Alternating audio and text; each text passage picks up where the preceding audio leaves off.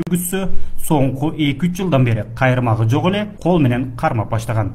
Түнкүсүн фонарларды жарытып, суу боюн жээктеп кармай берет. Күндүз айдын ичинде балык чыгат. Мына бу жерде турат. Көрдүңүзбү?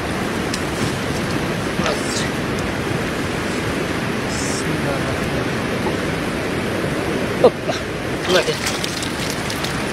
Бармайбыз. Балыкчылардын айтымында күндүз аларды кармап болбойт. Балыкка жакындаганда эле сезип калабы, айтоор качып кетет.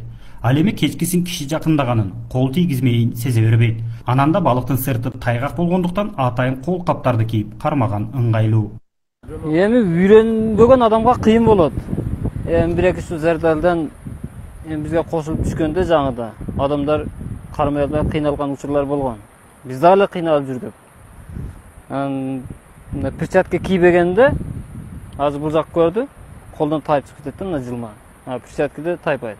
Шайманы жок балык кармоону алгач Үсөн Мусаев баштаган. Анын айтымында айылды жээктеп өткөн чоң суудагы балыктар кечкисин эс алганы кичи сууларга чыгат экен. Ошондой эле балыктар эс алчу суу тунук болгондуктан даана көрүнүп турат. Балык кармап жүргөнүбүздө, эми үйрөнгөнүбүздө мана куйруктан кармап жүргөнбүз да. Мында ончо колго ыңгайлуу болбойт экен, балык колуңан чыгып кетет экен. Булар жан сактагысы келет да качып. Кийин опытыбыз ашып эме болгондо мана кулак турбайбы? Колду аркадан алып келип мана турбайбы мана? Мана алака менен мана мемес турбай мана канаты үстүдөгү. Шуну басып мана менен. Мананы матып деп меме кылсаң мана ичиге кирет экен. Мындагы суудан балыктын маринкат алышындагы бир эле түрүн кезиктирүүгө болот. Салмагы 300 граммдан 1 килограммга чейин. Бул жердин абасы, суусу таза болгондуктанбы балыктардын эти да башка жактарга салыштырмалуу даамдуу болот дешет. Албетте кармалган балыктар сатуу үчүн же пайда табуу үчүн эмес.